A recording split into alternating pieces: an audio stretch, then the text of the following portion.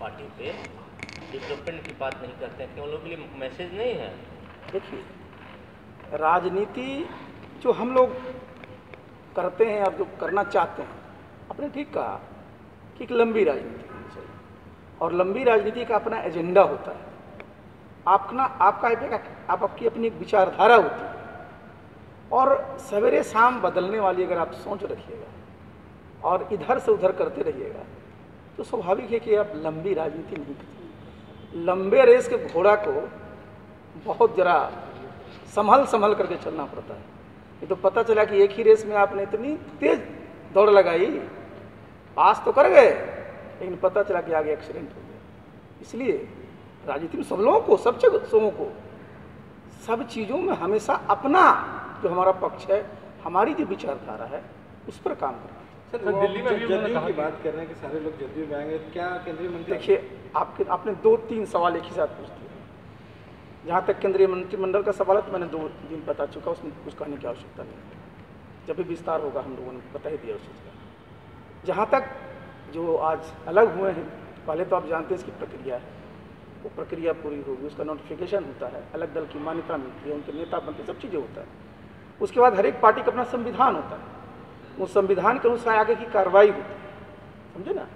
और आप जानते हो तो एनडीए के हिस्सा रहे हैं और एनडीए में हम लोग तो 2 ही लोग नहीं हैं, बीजेपी और जेडीयू है, दोनों जगह जहाँ जाएंगे स्वागत होगा। तो दिल्ली में उन्होंने कहा कि नीतीश कुमार एनडीए के सर्वमान्य नेता है, पशुपति पारस भी बोल रहे थे, तो क्या लगता है कि विधानसभा चुनाव के बाद जब चिराग पासवान बयान पर बयान दे रहे थे नहीं, ये तो मैंने आपको बताया ही कि देखिए सब लोग एक, देखिए बहुत ही यहाँ अच्छे ढंग से हम लोग एनडीए को चला रहे थे। उसमें याद करिए ना, पशुपति पारस जी भी यहाँ पर मंत्री थे, लोकसभा में जो चुनाव लड़ा गया था एक बहुत अच्छा माहौल था, और जिस प्रकार माहौल को खराब किया गया तो स्वाभाविक है लोग, सब लोग अंदर से कोई प्रसन्न तो थे नहीं, सब लोग दुखी थे। तो वो तो होता ही है ना, कितना दिन तक लोग किसी के मनमानी को बर्दाश्त करेंगे।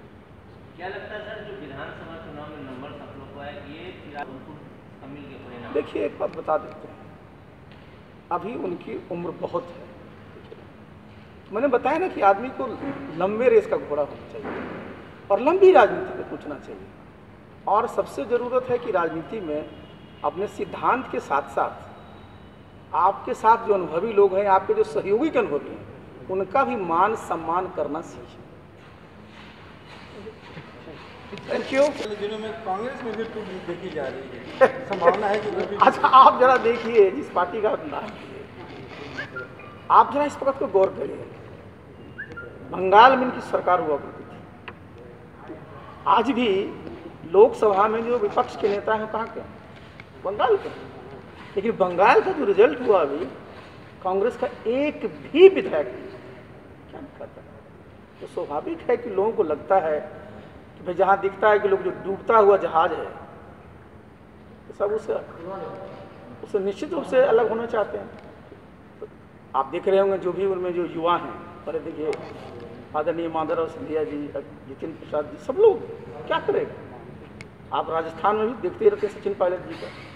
तो कहीं भी देखिए, अगर आप इस प्रकार की राजनीति करिएगा जहाँ की अपने पार्टी में लोगों को बोलने का, विचार रखने का अवसर नहीं दीजिएगा, संगठन पर ध्यान नहीं दीजिएगा और सिर्फ परिवार पर रहिएगा, तो बहुत लंबा नहीं चल सकता। बिहार में अगर नेता आना चाहते हैं, कौन? बिहार में कांग्रेस के नेता जो है, देखिए ये तो इसका तो देखिए हम जानते, जब ब्रिज कोई बनता है ना तो ना पार करेगा, अभी जब वो नौबत आएगी देखिए।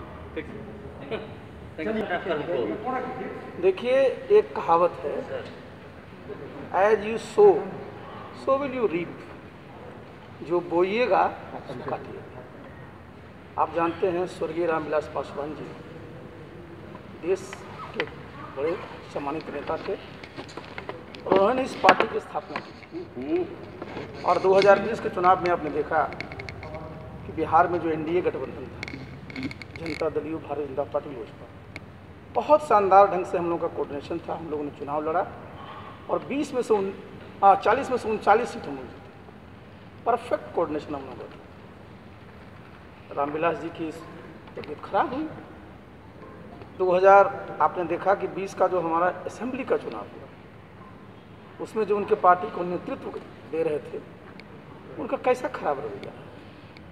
किस प्रकार की रणनीति उन्होंने बनाई, किस प्रकार से एनडीए को डैमेज किया, तो स्वाभाविक है कि अगर आपके मन में कुछ इस तरह की बात रहेगी तो उसका तो परिणाम आएगा। और साथ ही आप जानते हैं कि लोक जनशक्ति पार्टी में स्वर्गीय रामचंद्र पासवान जी का, उनके भाई पुष्पति पारस जी का और भी जितने साथी हैं, सब लोगों का एक योगदान रहा और सब लोग पुराने अनुभवी सब राजनीतिज्ञ हैं।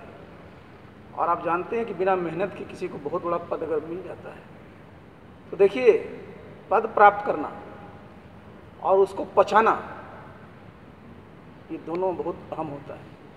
और स्वाभाविक है कि अगर आप किसी पद पर हैं और अपने व्यवहार से, अपने कंडक्ट से आपके जो सीनियर हैं, आपके जो सहयोगी हैं, उनको सम्मान नहीं दीजिएगा तो क्या ऑप्शन होगा।